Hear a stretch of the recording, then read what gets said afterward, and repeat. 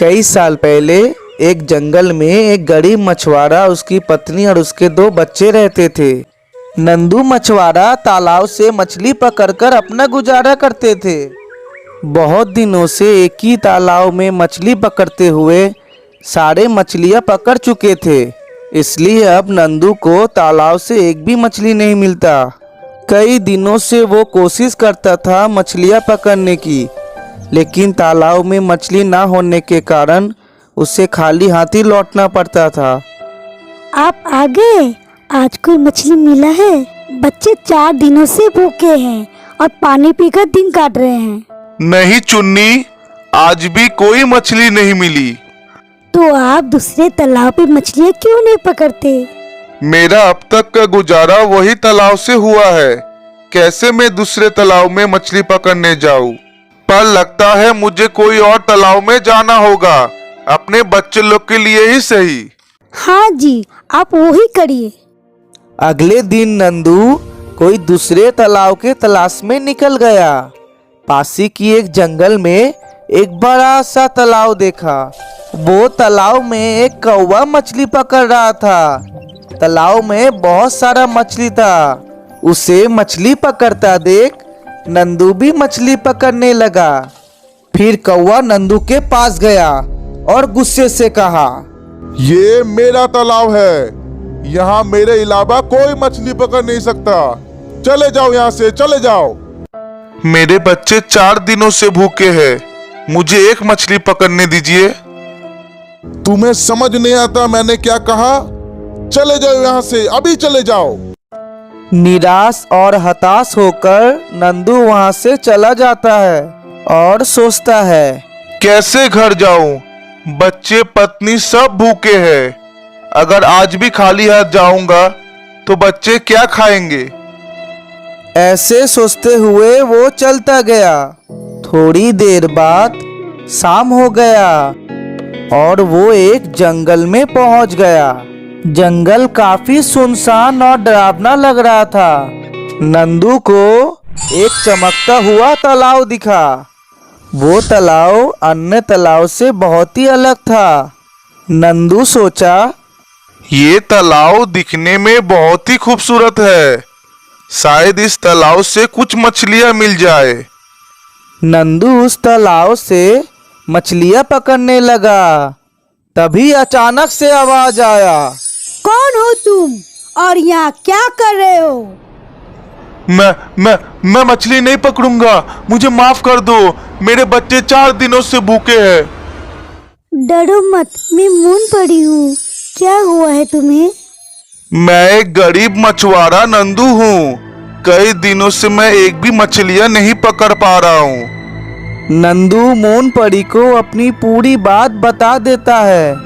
उसकी बात सुनकर मून परी को बहुत दुख लगता है और वो कहती है, तुम यहाँ से जितनी चाहे मछलियाँ पकड़ सकते हो, कोई तुम्हें नहीं रोकेगा। ये सुनकर नंदू बहुत खुश हो गया और कहा, सच में मैं ये तालाब से मछलियाँ पकड़ सकता हूँ? सिर्फ यही तालाब से ही नहीं, इसके अलावा भी 2 और तालाब है जहाँ से तुम मछलियाँ पकड़ सकते हो। एक तालाब में जहाँ तुम्हें सोने की मछलियाँ मिलेगी, दूसरे तालाब में जहाँ तुम्हें हीरे की मछलियाँ मिलेगी। क्या सोने की मछलियाँ और हीरे की मछलियाँ भी होते हैं? हाँ, लेकिन सोने और हीरे के तालाब से तुम हर एक दिन सिर्फ एक ही मछलियाँ ही पकड़ सकते हो। मेरा तो पेट भरे वही बहुत है, यही तालाब से मेरा गुजारा हो जाएगा। अगर तुम चाहो तो सोने और हीरे के तालाब से भी मछलियाँ पकड़ सकते हो, लेकिन याद रखना, हीरे के तालाब में कभी भी जाल मत फेंकना। वो तालाब में एक दानव रहता है, अगर उसके ऊपर जाल गिर गया वो तुम्हें मार देगा। तुम चाहो तो सोने और साधारण मछलियों के तालाब में जाल फेंक सकते हो। धन्यवाद मून परी, मैं ध्यान रखूंगा आपने जो कहा। अब हर दिन गरीब मछुआरा वो जंगल के तालाब में जाकर मछलियां पकड़ने लगा। सोने और हीरे के तालाब से भी एक एक मछलियां पकड़ के लाता था। नंदू अब हर दिन तालाब से मछली पकड़ने लगा। एक सोने की मछली, एक हीरे की मछली और ढेर सारा साधारण मछली। ऐसे करते हुए नंदू कुछ ही दिनों में अपना गाड़ी बाड़ी सब खरीद लेता है। ठंड से बचने के लिए नंदू जंगल के पक्षियों को कंबल बांटता है और किसानों को खेती करने के लिए बहुत कम सूद में पैसे देता है। इससे जंगल के जमींदार गुस्से में आ जाता है, क्योंकि जमींदार किसानों को खेती करने के लिए पैसे देकर मैंने तुम्हें 10,000 रुपये खेती करने के लिए दिए थे, जिसका 1 साल का सूद और 10,000 बनता है। मुझे पूरे 20,000 रुपये चाहिए। मैं गरीब किसान इतने पैसे कहाँ से लाऊंगी जमींदार जी? मुझे नहीं पता। अगर मेरा पैसे मुझे नहीं मिले तो मैं तुम्हारा जमीन छीन लूंगा। नंदू की वजह से जमींदार का व्यापार चौपट हो रहा था, इसलिए वो आग बबूला हो जाता है और कहता है, वो 2 कौड़ी का मछुआरा नंदू मेरा व्यापार चौपट करेगा, मैं उसे नहीं छोड़ूंगा। जमींदार नंदू से दुश्मनी करने लगता है और एक दिन वो नंदू के पीछे करते हुए 3 तालाब और मछलियाँ का राज के बाद जान लेता है। तो ऐसे वो मछुआरा अमीर बना, अब मैं भी वो तालाब से मछलियाँ पकड़ूंगा। अगले दिन सुबह सुबह जमींदार सोने और हीरे की मछलियाँ पकड़ने के लिए तालाब की ओर निकल जाता है।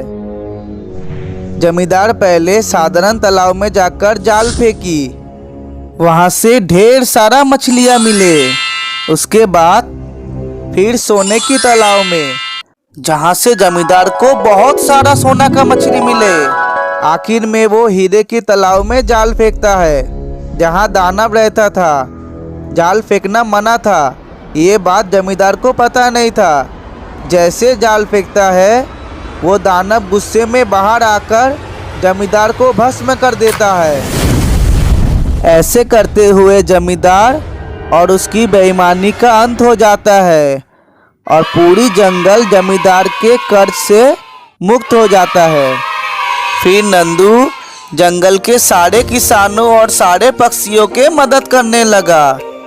नंदू अपनी पत्नी, अपने बच्चों के साथ खुशी से वो जंगल में रहने लगे और कभी वो जंगल में कोई मुसीबत नहीं आई।